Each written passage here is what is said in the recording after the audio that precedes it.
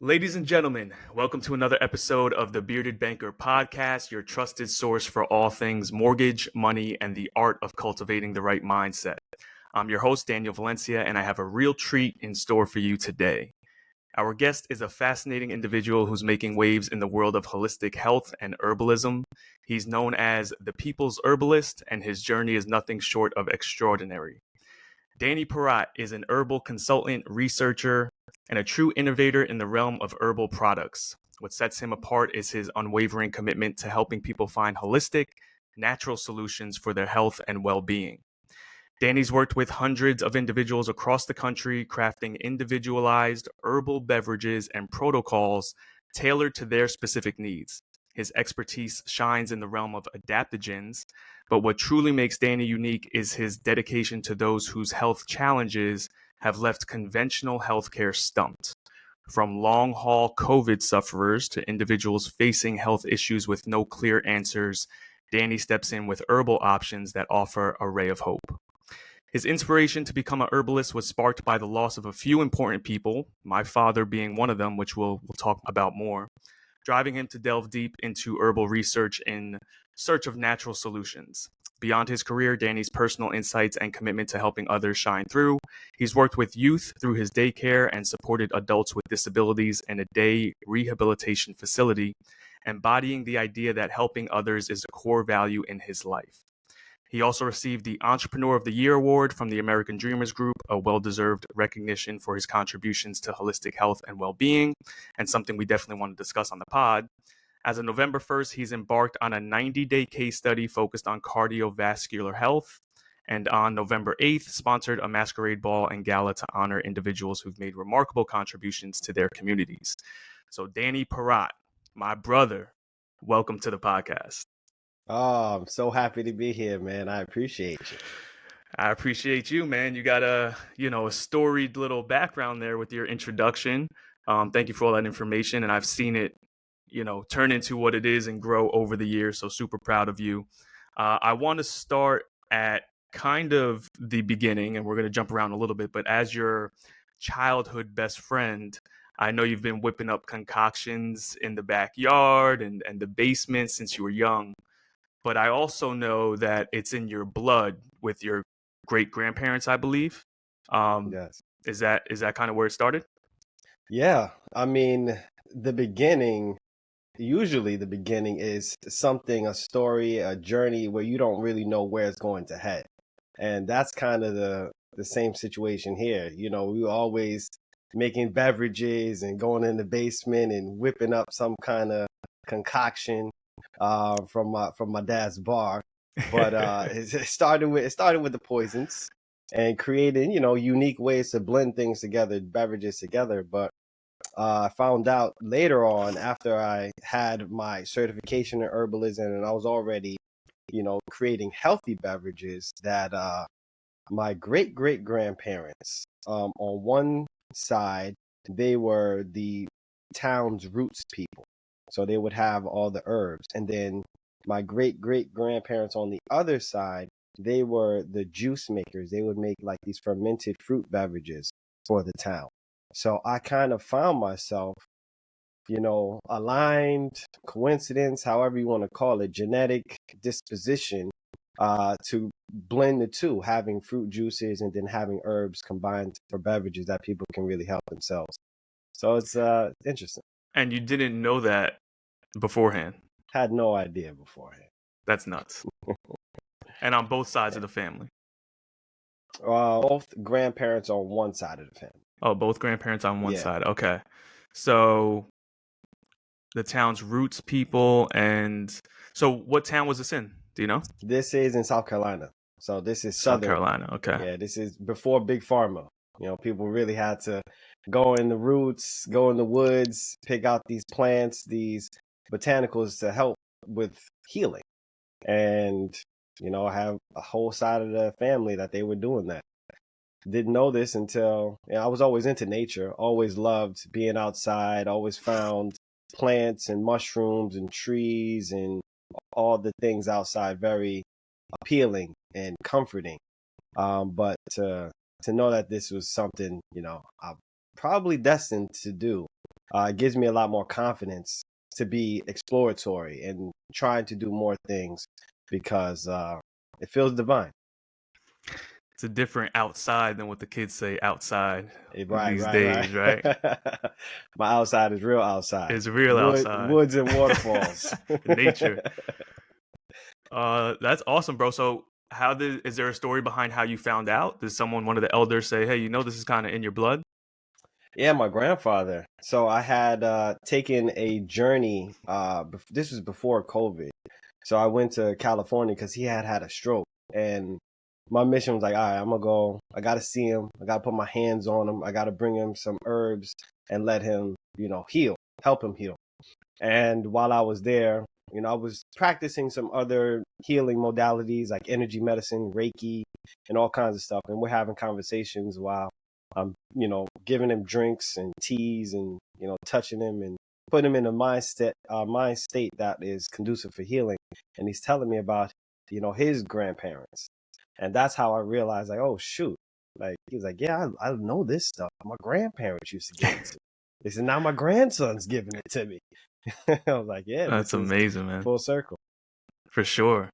Tell me about the herbalist certification, that process, and actually being certified, because a lot of people would think, oh, you're just making stuff in your home, but you're actually certified to do this stuff.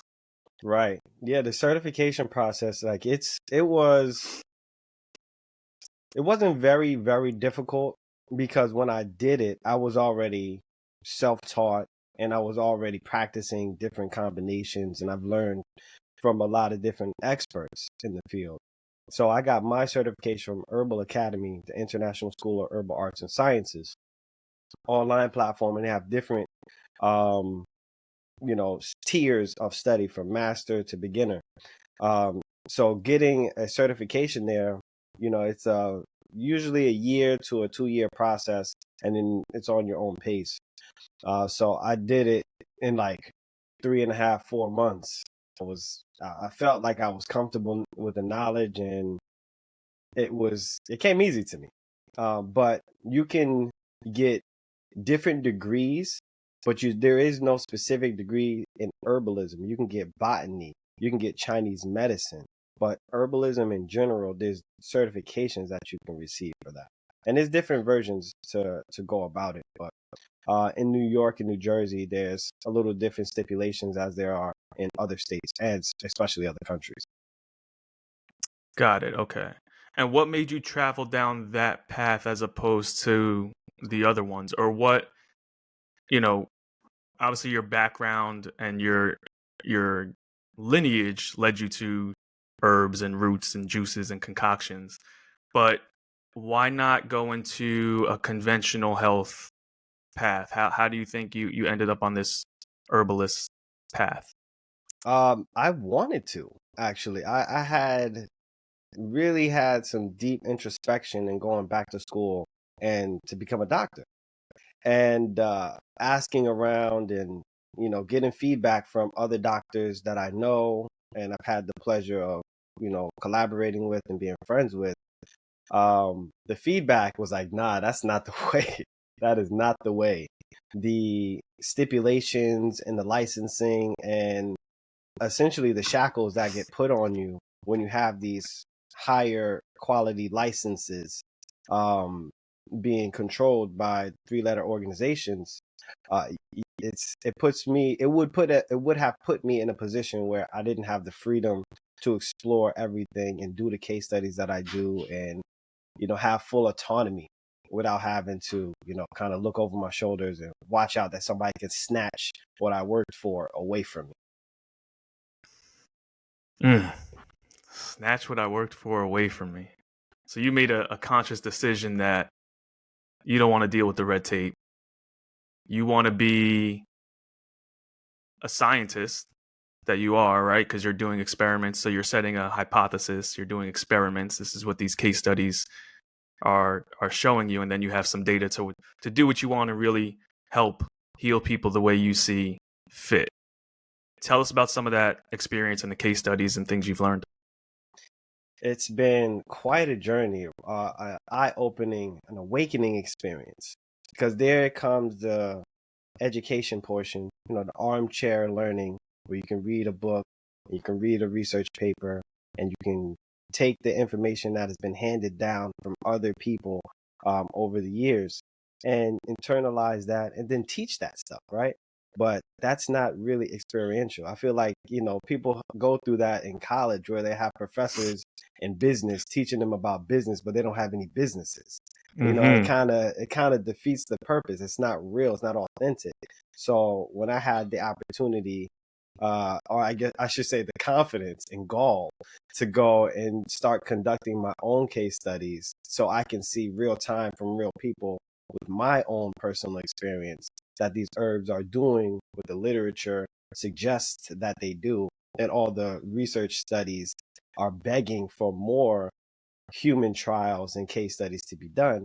Like, all right, I'm doing this and I'm watching this real time, and I am contributing to the grander scheme or the grander pool of knowledge for herbal medicine and herbal sciences. So it's definitely empowering. It brings a lot of confidence, and I'll say anybody that is looking and to get into the herbal sciences, uh, having firsthand experience utilizing these plants that you read about and getting your feedback from people, that is the ultimate push, ultimate battery in your back to continue to go and continue to research, because there's so much for us to learn. Or I should say, there's so much for us to relearn, because this stuff has been used for so many years in so many different cultures and so many different generations before us. Now, within the last 75, 85 years, we kind of forgot all that and gave the petrol or the chemical medicines all of the credence in regards to health.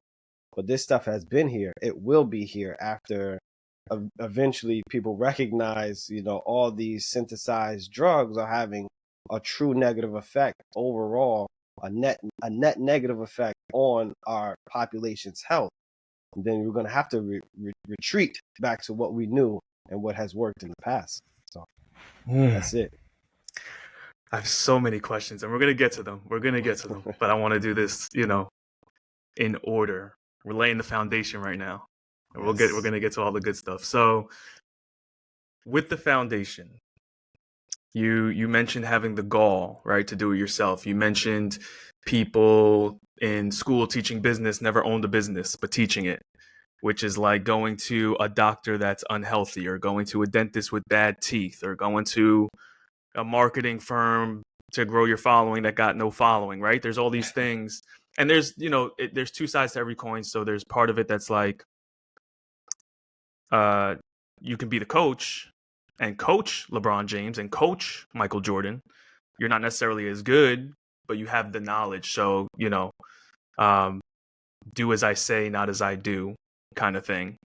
But you kind of took that and were like, well, I really want to focus on this herbalism, Pat, this kind of true healing. And I like the word healing, um, path, because I think that invokes a lot of emotions in people. And we're going to talk about how you got there. But let's rewind, staying on this foundation, and talk about just getting into it. And our connection, obviously knowing each other for a long time, my father had a 9-month battle with lung cancer, um, that I don't ever say he lost, although he is no longer with us, but he went out on his own terms. He was like, he fought it. He decided he wasn't gonna, he did chemo around for us, really. My mom was like, I really want you to do it. We were like, you got to fight this. That's all we kind of knew. And he was like, fine, I'll do it. And he took it like a champ. Like, he wasn't really, he took it pretty well, but eventually, it got the best of him. Um, And also, to that end, along with the loss of our brother Sylv's father, also, when we were younger, with cancer and other people in your life, how did those experiences in the beginning help you along this journey and this path? They were truly inspiring. Cause Syl's dad was earlier. Like, we were still really young. So this was kind of before my journey into herbalism. But it was always something that stood out in the back of my head, because my dad was a heavy smoker. He has since stopped smoking, but the smoking was something that he did every day. And statistics show, this isn't going to be a very, very positive outcome with that. And going to see, two of my best friends' fathers who are far more healthy than my dad, they are succumbing to this terrible illness. It's like, yo, we have to, I have to, I'm forced to do something, especially when there's a calling pushing me towards looking at how people can heal, how people can feel better, and the plant's ability to connect with us and bring some balance. And it really was Ray, and going through his scenario, which put me in that heavy zone. Like I was like, all right, I'm gonna learn everything. I was putting 40 hours a week of study time. And I remember, Full just time. like full time studying, trying to find natural solutions. I remember us having these conversations, like, yo, some of the things that I was finding was like, first was cannabis. And back at that time, it wasn't legal, at least not in Jersey. So I was like, yo, this is definitely something that promised, but I can't find all the, the ways to get this. And I don't even know if this is something that he would even want to do. But it started with cannabis, and then I knew that I wasn't really going to be able to capitalize on that, at least grow it. When I say capitalize, I mean utilize it appropriately, not just financials. So I said, I'm going to look more, and I found a class of herbs called adaptogens, which is just a category. It's a name that encompasses botanicals, leaves, fruits, roots, barks, mushrooms, all that have 3 specific criteria. They're safe for long-term use. They help with improving the immune response, and then they also help with improving the stress response in a non-specific way. And that, till this day, it is baffling how this can happen. A non-specific way. Like, basically, you take this and you will get better, but we can't tell you precisely how you're going to get better, or what the mechanism of action is going to be for your body, because each person has a different issue within themselves, a different imbalance, a different toxicity, a different genetic disposition. So the plants have an overall nourishing and balancing effect, but the person's individual body is going to determine what happens with them. And I found that just incredible and almost magical. To think that you can use a certain group of plants and give it to 100 people with 100 different issues, and many of them and experience some improvement to that issue. That was like, okay, this is time to look deeper into the healing process, into anatomy in itself. And then I took, the knowledge of herbs, and then the knowledge of understanding people and emotions and their environment, and then took those 2 pillars and then added on the pillar of understanding the basis of anatomy and how healing occurs within the body. So adaptogens, that's a big part of this for you, and something Yes. you discovered. You mentioned magic mushrooms. How do you apply that to then start making the juices? So the juices were obviously, they were always something I loved to do.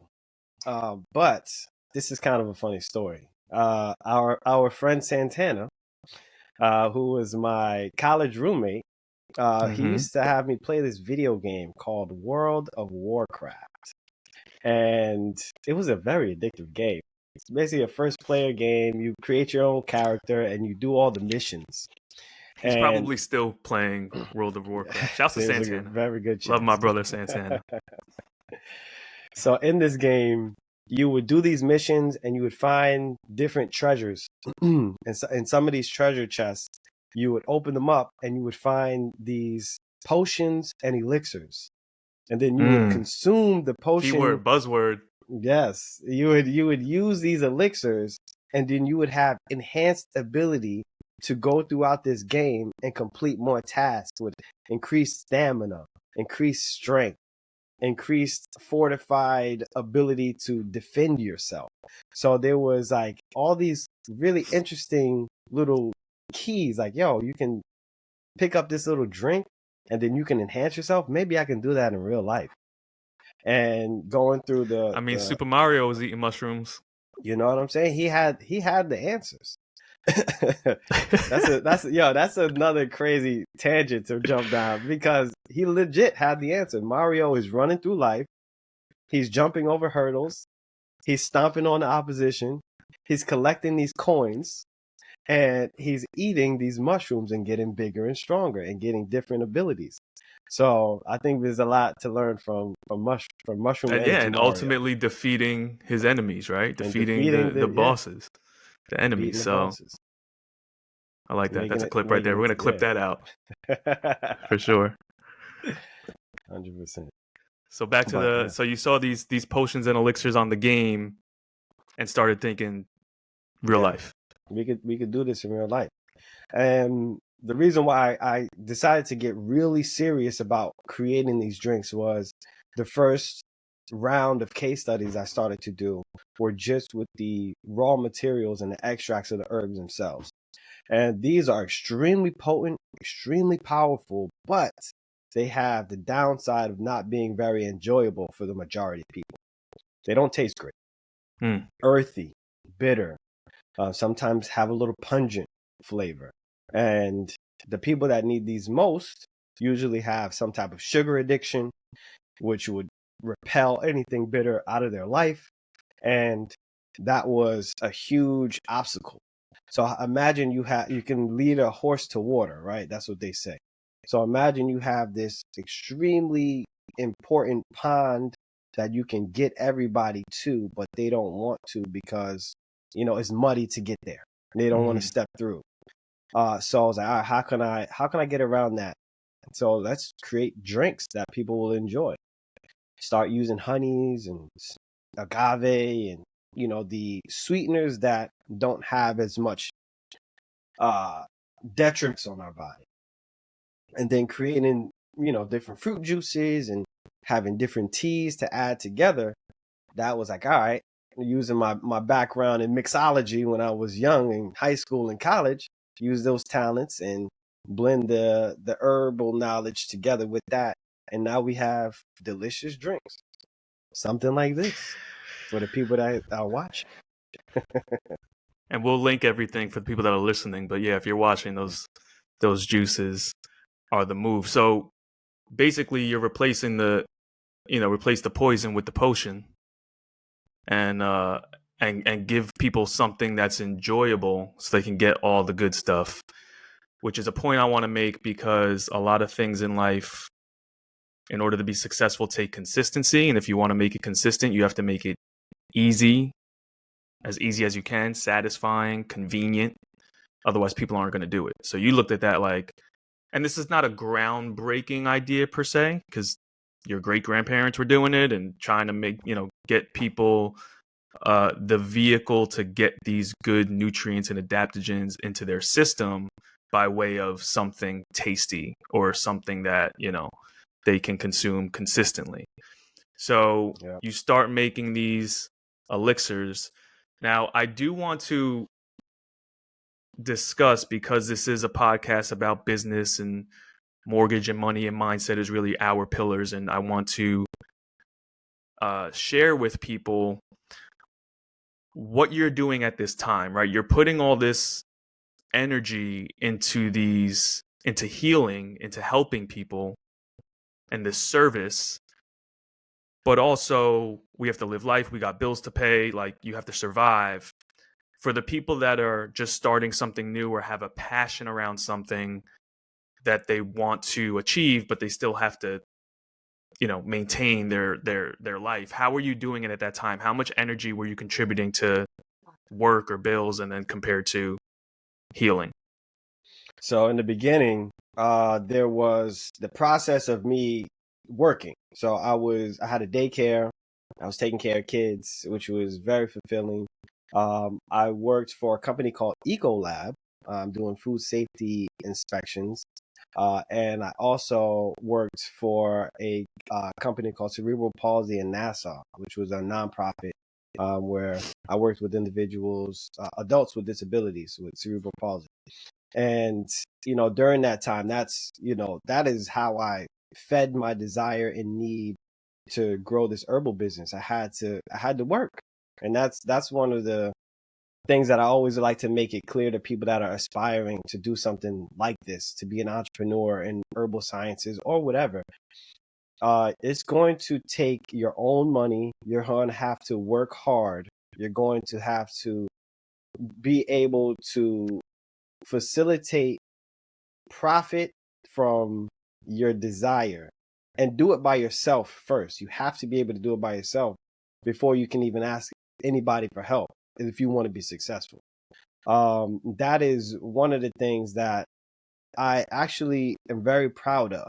It's like I worked and I took my money, I saved this money, and then I invested in this money into different things, research and development. I mean, you're saying investment, but there was a lot of money lost because I was figuring things out. And it is the trial and error of going through that. But, it's going to take time. It took about 3 years of bootstrapping before I was even able to take this and actually create something that I can live on, sustain myself, and be able to help a lot of people at the same time. So that's quite a journey. It's been quite a journey, and it's still a journey of growing. Now that this is my full-time gig, figuring out the appropriate way to market and using the case studies as social proof to help individuals and also help facilitate more sales, because I know when more people use it, more feedback continuously. It's a beautiful cycle of I get paid directly and proportionate to the amount of people that I help get better.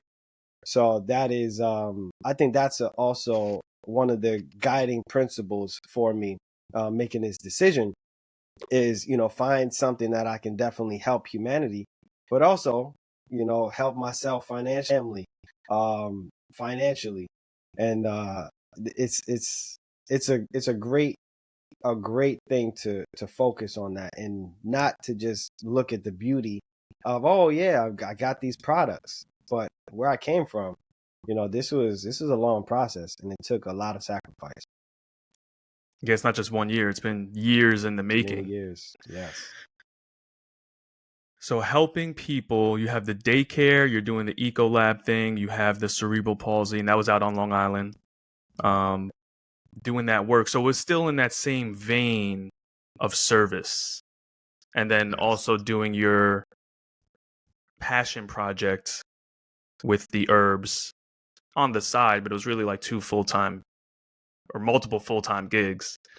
So I think the takeaway for people is staying within that ecosystem of where you want to be. Like you can have jobs that pay you a little bit of money to survive so you can continue to work, and it's all within the same vein because all those things are connected. You're still learning for this passion project that you're building with your jobs that are helping you pay the bills. Is that true?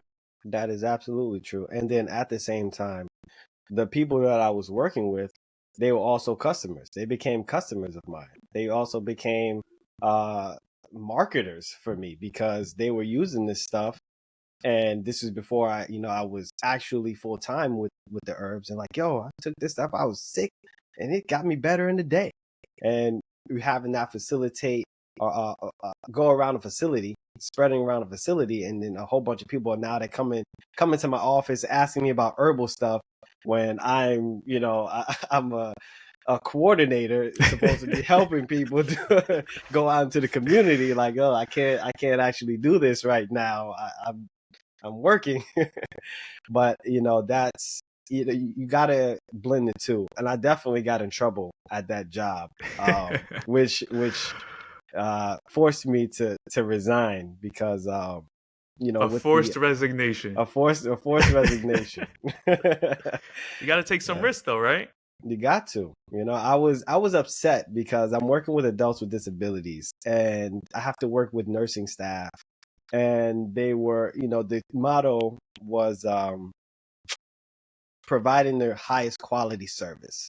And at this point, I'm learning about herbs and I'm learning about different conditions and how these herbs can help benefit people and some of the dangers of the medications. And then I'm talking to these nurses that are giving these medications to people, and I'm watching them get, hurt from the medications.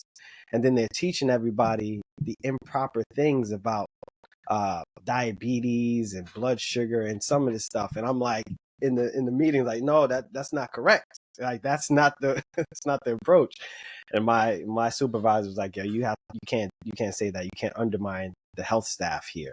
I'm like, well, I'm telling you the truth, and I working with people, and I can't work in an environment like this. And I'm supposed to be helping these people, provide them high quality service, and then I have to give them medications that's hurting them, and you guys Mm. aren't giving me any leadway in between to try to bridge a gap.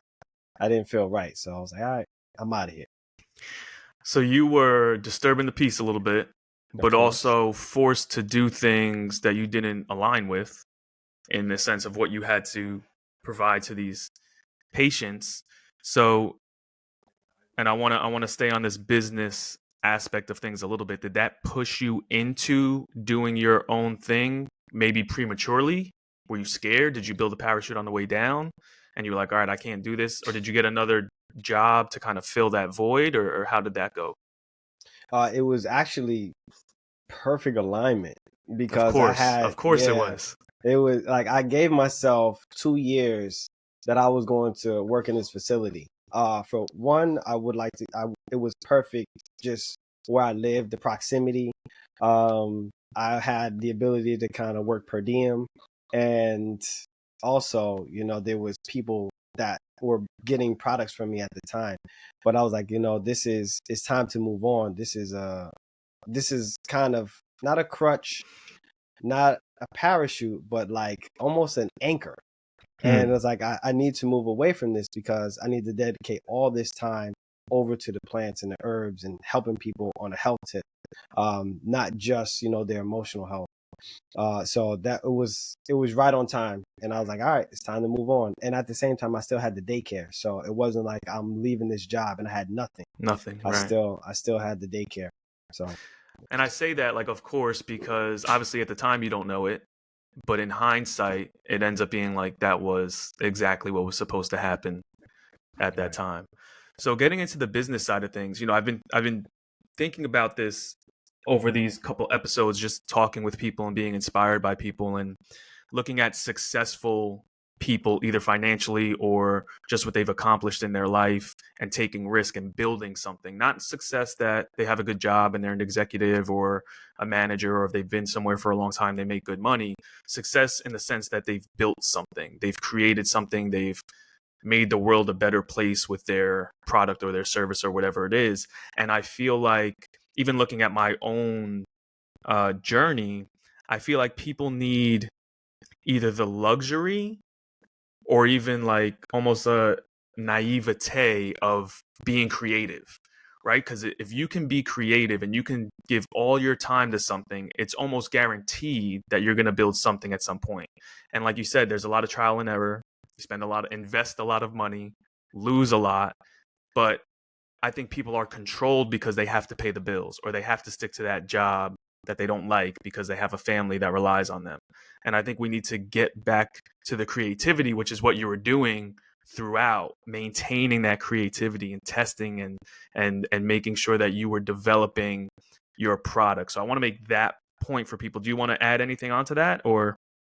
The product creation, the creativity portion, that is extremely important. That is, I think, one of the biggest issues of society right now, the loss of creativity.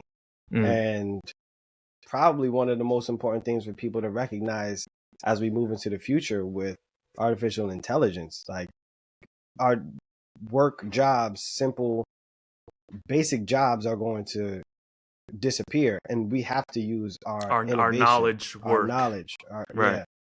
we have to use our creativity in order to find other ways, better ways, new innovative ways to do things, whether it be in health or whether it be in other forms of business. Uh, that's absolutely key. So I had the luxury of being around children for a very large amount of my adulthood, having that daycare. So creativity was something that was always happening. So it was like I Yeah, was you just saw in a imagination every vibration. day. Yeah, Like, yeah. So that was also been, I think, an important pillar that I can never discount. Being around children and helping them facilitate, drawings, and talking about ideas, and asking these the children ask these crazy random questions. Just being in that type of environment was very helpful, and then having the kids even help me create things, that was really interesting too. And I definitely think that has had a positive impact on me within business. so all those dots kind of just connect and have built upon each other, just like building blocks to get you where you are now. So piggybacking off of that, let's stay in this vein a little bit again.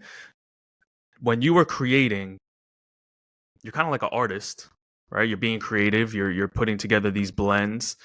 How conscious are you of starting a business? Because I feel like a lot of people that are artists, that are creatives, the business is like a necessary evil, where there's business people that are like, no, I'm getting into business to make money. And they either facilitate or find the artist to create the thing they need. How is it being a creative and then having to understand business? That is it's a nice transition. It's two different hats. It's totally two different hats. And I've recognized that, like, yo, I got to put my business hat on right now. And then when I got my business hat on, it is straight business. It's marketing, it's advertising, it is getting these products out to the people, out to the masses, and getting it there in a way that is, financially uh, profitable. And it's also, in best interest of growing this business in the future. And having that hat for me is probably my least favorite, if you're going to compare the creativity or the business side. But I do love the aspect of business and building something. It is Well, like, because there's a creativity yeah, to business there too. is It's a an artistry creativity to to it. business. Right, right, right, right. But I know you're a numbers guy. You love the numbers. Me, not so much. Yeah. But Well, there you got was the me. time. Exactly. I got you. Well, I remember saying, you like, yo, can you make these spreadsheets look right for me? Right, right, right. But yeah, that is That's my art. You give me an look, Excel spreadsheet and let me just make it simple and easy for you. And, there's art there.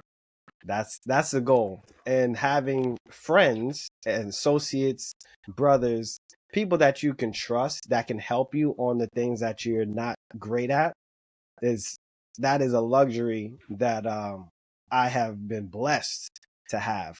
And I know not a lot of people have that, but you need to find that. If you don't have it naturally, you got to go out there, put yourself out there, and admit some of your shortcomings. You got to be Mm-hmm. self-aware. You got to be like, look, I'm just not good at tech stuff, just not good at marketing, just not good at direct sales. So you find somebody, an individual, especially a person that believes in what you're doing. Because you can go out there and you can waste a lot of money on different agencies that are just trying to target you or market you.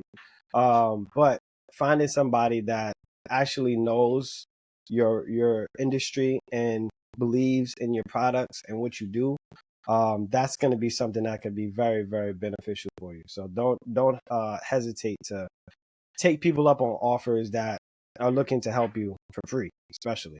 That's on the business tip. Yeah, we had a conversation last week with Bill and Bua, who you met, who you know, on the marketing side of things. And he was saying that you need brand ambassadors, right? And that's kind of what you're talking about, like people that believe in what you're doing, just want to help off the strength, Mm-hmm. and friends and family, acquaintances, whatever you have, really taking advantage of their talents that cover your shortcomings, like you mentioned. So you really have to do it as a team. So I want to talk about the team in a second, but I want to make a point. I was watching a interview yesterday with Andre 3000. I think it was a GQ interview, and he just dropped the album, and he was talking about how, and I mean, he's one of the best to ever do it, right? And he was talking about how he didn't want to really put himself out there. He wanted to put the album out and just let it do well. But then the other side of him, like from his creative hat and his business hat, his business side of him was like, I don't really want to do the press runs and the tour, to try to get this out there. But also, he wanted people to digest this art and get this music. So I feel like when you're a creative, like you're saying, you're an artist, or you have this product or this thing you've developed that can really help and heal people, you have to market it because you want to help as many people as possible. It's a disservice to the product to not share it. Right. Which is similar to in business, or for my real estate mortgage people or myself, having this knowledge, not sharing it is almost a disservice to the people. You got to put it out there. You got to help as many people as you can, because to your point, your income is in direct proportion to the amount of people that you help. Going back to the team, I fully believe in that. Like you mentioned, I am a numbers guy, and I can be sometimes too business oriented, too cut and dry. And I need someone that's a little bit more warm and fuzzy on my team. So I have a girl on my team named Kathleen, a lady on my team. She's great with people. She can get on the phone with anyone, make them feel warm. And she handles that side of the business, and I handle the other side, and kind of finding people to facilitate, to make sure you have all angles covered for your business so that's well-rounded. Do you have a team? Who's on your team? Who did you find to help you? Because I know it's got to be hard. I know it's hard doing the marketing, doing the sales, doing the numbers, creating the batches, inventory, raw ingredients and supplies. How do you do it, man? How do you run it? So yeah, the team has grown, it has changed, it has grown too big, it had to slice down a bit. So there's been many runs with this. So definitely I have my wife Alexia, she's part of the team helping me with inventory and production. I have another team in regards to the creation of our sauces and honeys. So those are they're outsourced and made in a facility, Beth Farm's Kitchen. They make all the honeys for us and the hot sauces. I'm sorry, they make the hot sauces, and then Bee Holla Farms make the honeys. So there's a bunch of different organizations that I work with in order to create the products. So the product creation is its own thing. You have the team that you work with. Then once we get the products, then we have the fulfillment station where there's a warehouse. That's its own team. Then we have the digital design, the digital marketing, and the website team. So I have Nalini that helps me out creating the web pages. Have Ben Hardy who has assisted me with like email marketing.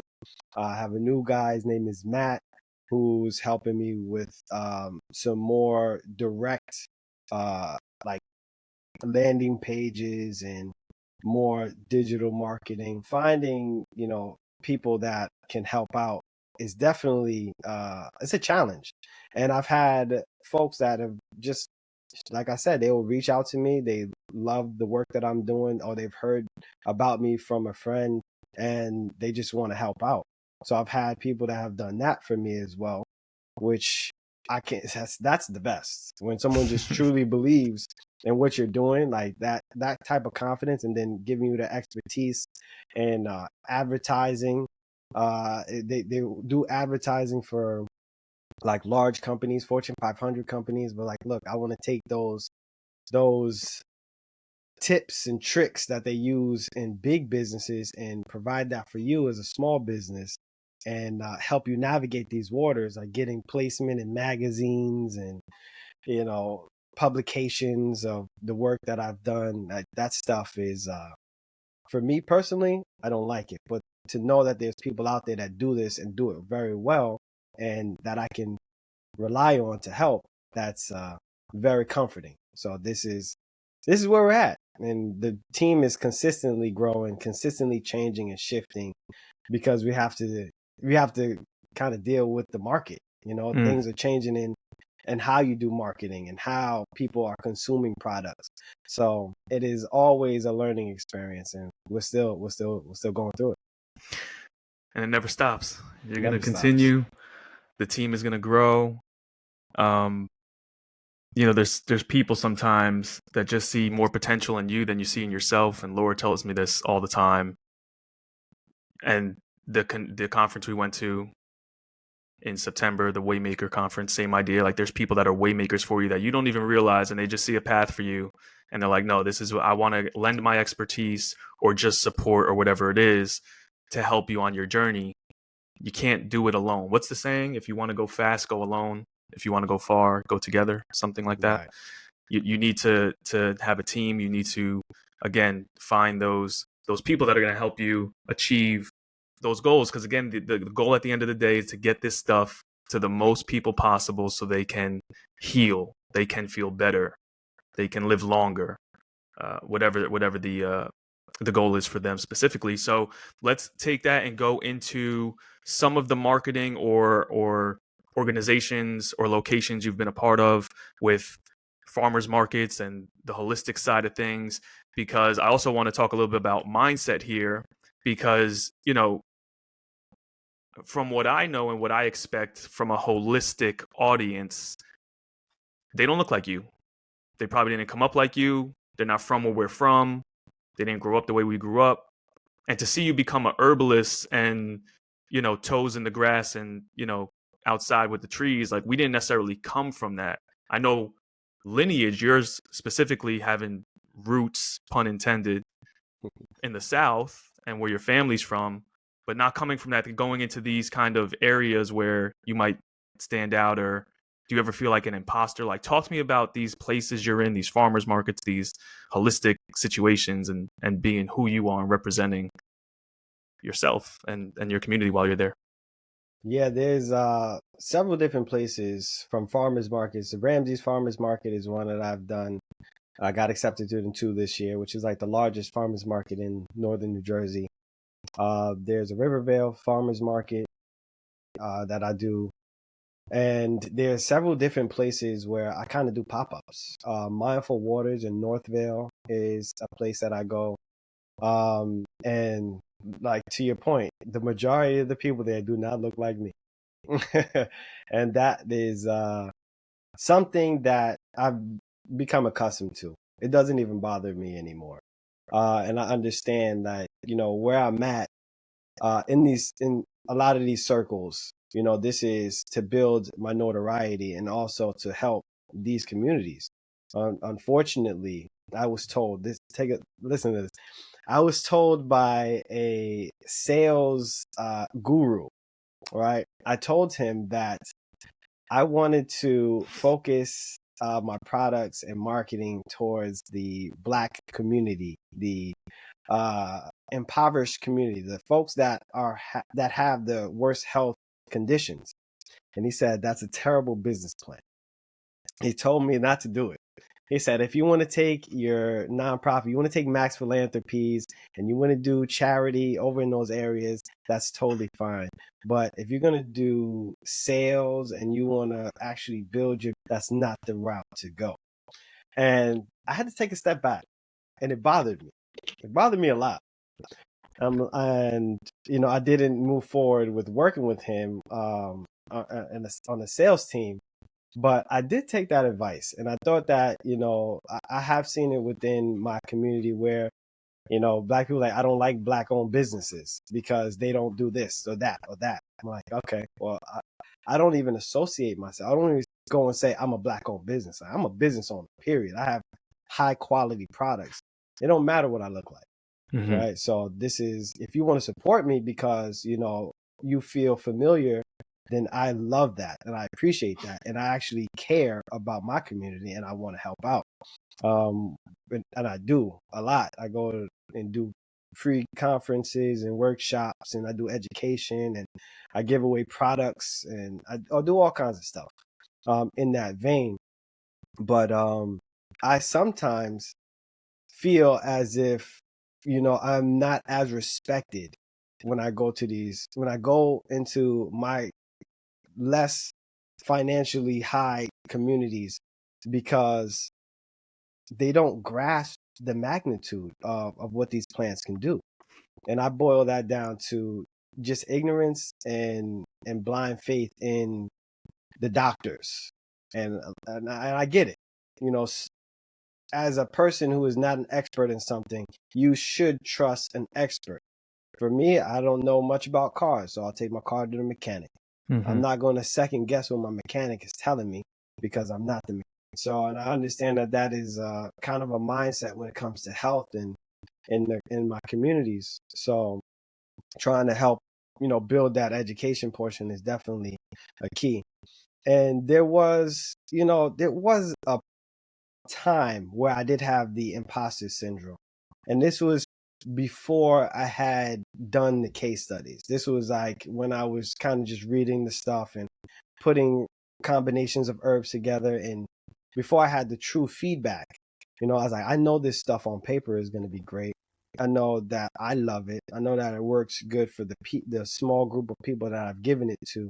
But, I don't know how this is going to carry over for everybody else. And then there was very short amount of time, probably less than a year, where I kind of had that feeling. But once you see people experiencing benefits from it and giving their feedback, I'm not going to deny them. I'm not going to say that they're lying. I'm going to take their information. I'm going to share that information. And hopefully this can be beneficial to somebody else, no matter what community that we're in. It can be in Newark, it could be in Patterson, it could be in Northville, it could be in Upper Saddle River. This is all, it's all the same. People can still experience the benefits regardless. I love that. And I think you made a couple good points there. Something I was listening to recently said you should embrace the imposter syndrome because that's where your energy is needed, right? The fact that man, that guru told you that's not where you want to be for business, there's something there. It's untapped.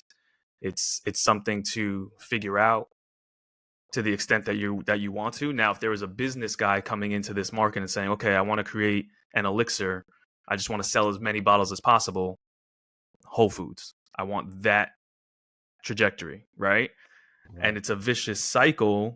And I don't want to get too political here, but it's part of it in that the people with these ailments are in lower income, impoverished communities, happen to be of a certain background or, skin tone, and they don't have the Whole Foods in the area or they can't afford it.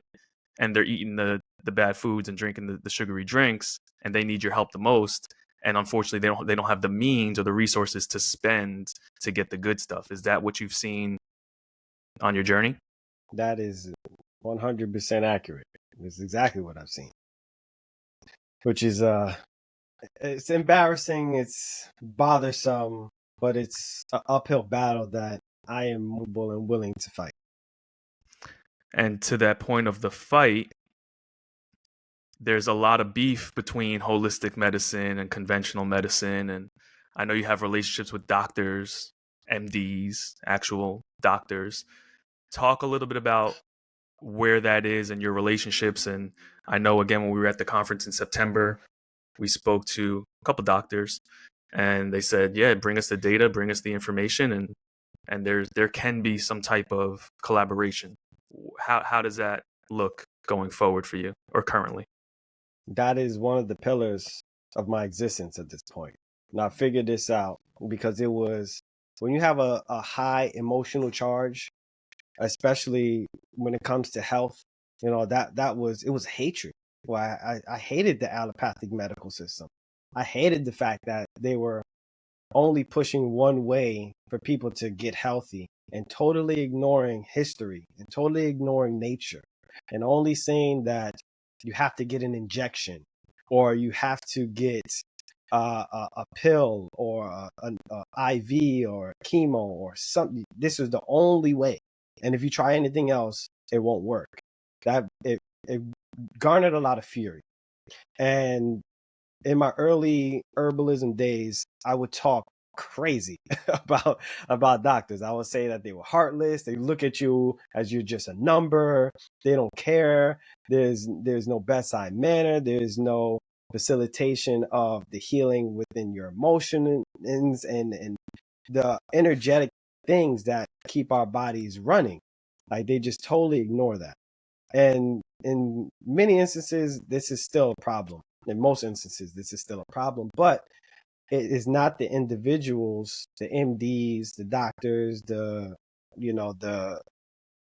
physician's assistants, the nurses. It's not their fault. It's the training that they've been given. It is the protocols that they have to follow. It is the standard procedures that they must adhere to. And taking that into account, people are people. Everybody is trying to do their best for the most part. And I have faith in humanity. So my assumption is the majority of people are good. The minority of people are bad. And when I look at that and I look at people that are practicing medicine, with their licenses, like, hey, they're practicing medicine and trying to do the best with what they know. So now my goal is to start bridging the gap and start doing education with these MDs and these nurses and showing them that, yes, pharmaceuticals can help with acute conditions. You can use plants in order to avoid a lot of these hospitalizations, especially when you're looking at the reason why are people going to the hospital, because they're having heart issues. What is contributing to their heart issues? Oh, their emotional health, the stress levels that they're experiencing. Obviously the diet plays a huge portion, but you can't really change a person's diet. You can give them advice, but you can't make them switch it up. But you can tell them, like, look, you can breathe deeper. You can drink some teas in the morning. You can go outside and get sun the first thing. And these natural approaches, these very simple things that can happen, have a magnificent down the road impact on people's overall health. And once you have that conversation, instead of coming from a place of anger, talking to a doctor, coming from a place of understanding, talking to these doctors, then they'll start to reciprocate. And I've noticed that in this journey. And I've had a lot of conversations. Some people look down at me, just arrogance and overconfidence and just kind of poo-pooing the idea of plants. But then there's many doctors that are like, look, I mean, the information and the data that you've provided me, I can't refute it. I would say maybe you should do it at a larger scale. Maybe you should have more people, but you're giving me a group of people that have experienced benefits. Then, this is worth looking more into. And then I give them some data that they can research themselves, at least give them the names of herbs, because a lot of doctors, they have access to information that are behind paywalls that are only accessible from medical professionals. So there's a lot of times where there's articles that I can't even get because I'm not in the health field. But when they see this, they can look at it and like, okay, now there's more credence. And once you can start to plant that seed into the medical professionals' minds, especially the older medical professionals. Yes, pun intended. The older medical professionals and then the younger medical professionals. It's like once you plant the seed in both of those, the advisors, they will start to tell the younger folks, and then the ones that are coming up will start to tell the people in the middle. And it's a good place. I think the future is looking bright for holistic health or integrative health, because we know that there's a problem. Everybody recognizes that the way that health is going in our country, the systems, the industry, the profits, that is not conducive to health, and we have to do something. So, this is, I believe, one of the most important things to do in order to bridge that gap, to give confidence for medical professionals to actually have conversations with patients and vice versa. Because even on the patient side, patients of medical professionals and clients of mine, they won't even tell the doctors what they're taking from me. And I'm like, yo, you have to be honest. You're going to go to the doctor. It's like going to a lawyer and lying. Like, why would you do that? This is the person that's supposed to help you. So, there's the two-way communication and figuring out, that there's real benefit in utilizing these plants for folks. And collaborating, like you said, doing it together, because we can't ignore technology. Technology is going to do what it's going to do. And as a herbalist and holistic side of things, you want to take things back to basics.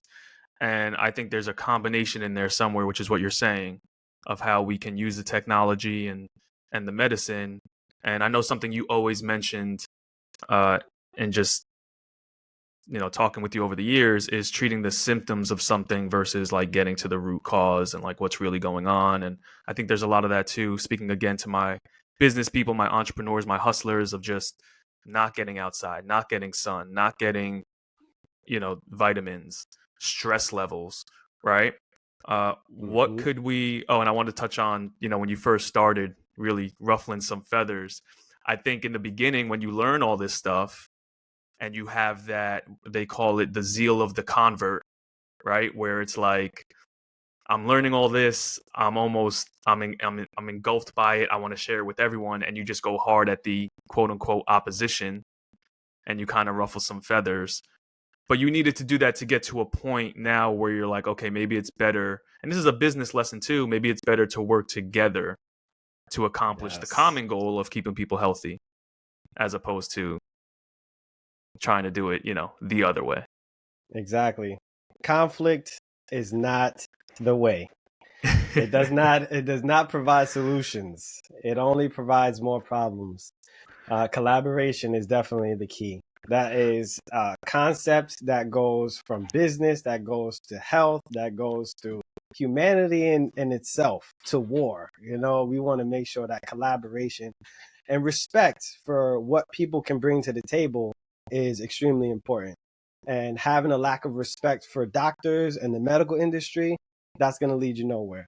Having a lack of respect for nature, plants, and what God has put on this planet for people, that's going to get you nowhere as well.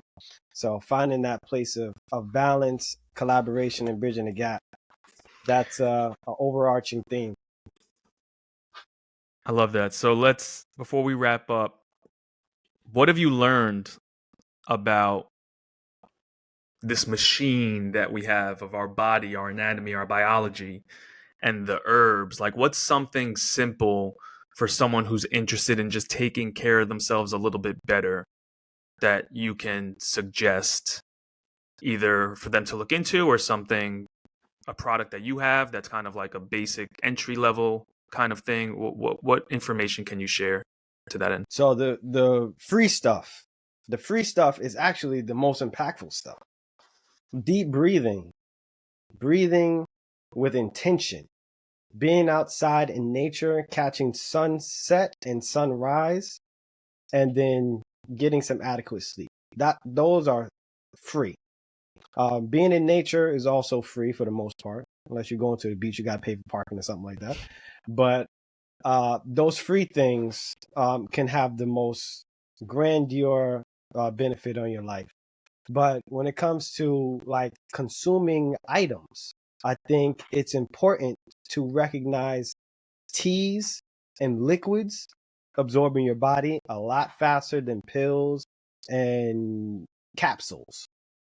Also, you want to make sure that you have these herbs are taken with food, because having herbs are part of food. Just think of it as low calorie, high nutrient food items. Mm-hmm. That's important.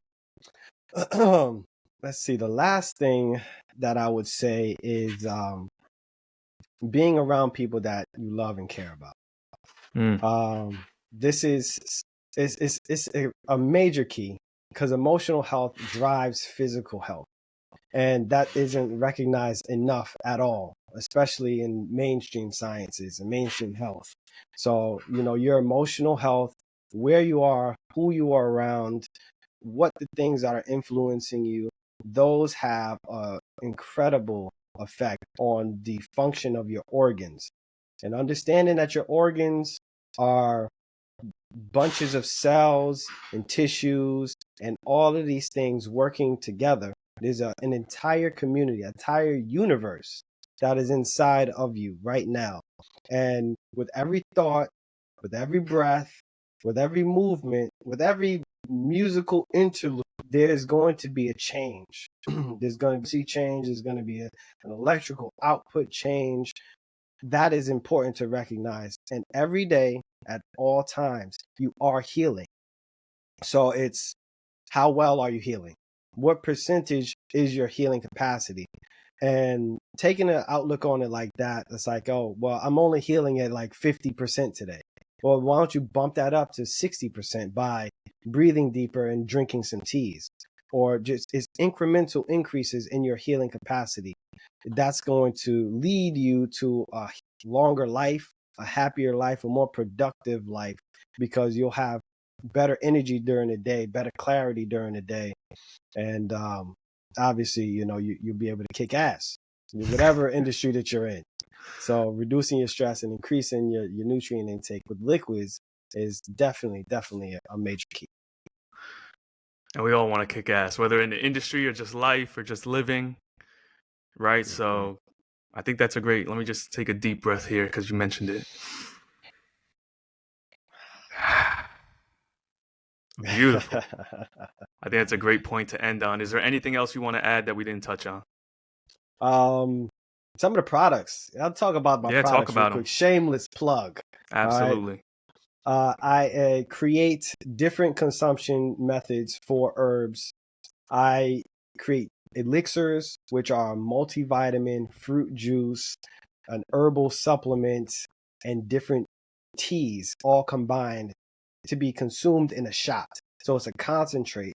It's sweetened with agave. You take this, it's a shot. Instead of taking a shot of tequila, Casamigos, Hennessy, you can take a shot of an elixir, which has all the nutrients necessary.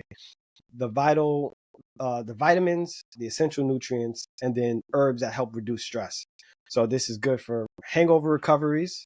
This is good for getting over a sickness. This is good for increasing your stamina and energy if you want to go to the gym. Regardless of what your direct situation is, this has some benefit, and we make them customized, which I think is going to be the wave for the future. Personalized medicine is something that I've heard a lot of people talk about, but personalized supplementation is something that's extremely important as well. So every person has a little bit of individuality, so we want to put some plants and herbs in there that are unique. So the liquids are key, and the elixir is probably the best way to get most of the stuff, the most healthful beverage ounce for ounce. But then I also created food items. So I have a hot sauce that's infused with astragalus root, which is a herb good for the immune system and for the heart. I also have a creamed honey that's infused with astragalus root, which helps with immunity. Honey by itself is extremely useful topically or to be ingested to soothe sore throats or ulcerative colitis, all kinds of different stuff that you have damage within your hollow organs.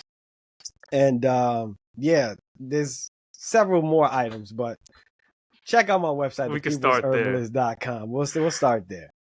And guys, definitely get you some of this stuff. We have the elixirs in the house, the tonics, the hot sauce, which I tried, which I don't even like spicy hot sauce, but yours is a seasoning. It's a beautiful ingredient, a nice touch. So check out all these options, and then they can get in contact with you to create something custom for whatever aches or ailments or pains they're feeling, to have you concoct Absolutely. and blend something up special. The consultations that's my favorite part, and I do them for free for now. All right, people keep telling me I'm crazy for doing free consultations, but I really want people to understand, like, look, you can call somebody. I'm your herbalist. You can give me a call. We can talk. We can figure out what's going on, and I can put a combination together to face that issue, whether it be anxiety, whether it be insomnia, whether it be, just poor immunity. We can hook you up with personalized things. Yeah, the free consultations, I do the same thing. And people are always saying, oh, you should charge for that. But again, we want to break down the barriers. We want to get people access to get the information. So, there's small windows for free consultations during the day because I got to do things that, make the needle move a little bit. But also, there's a space for free consultations. So definitely get in touch with my brother. I got to do my outro real quick. In the words of 2 Chainz, I don't know if you've heard the other podcast, but this is what we like to wrap up with. The goal in life is to be mortgage free. Control your emotions, have integrity. If you want to use my likeness, I need equity. And if you're really trying to win, you need to bet with me. And my man, Danny Perrott, aka the People's Herbalist. My brother, I appreciate you. I love you. Thank you for doing this. I've seen your journey from starting till now. I'm glad that my family was able to be a part of it. My dad was able to impact you the way he did, on his way out. I think he's created a monster, so I'm sure he's happy about that. And I appreciate you, man. Yeah, I appreciate you too, brother. I love you. And yeah, man, we got a lot more work to do. A lot more work just started. Work's not done. Just started. What did Kobe say? Oh, job's not done. Job's not done. For sure. My man. All right, brother. Love.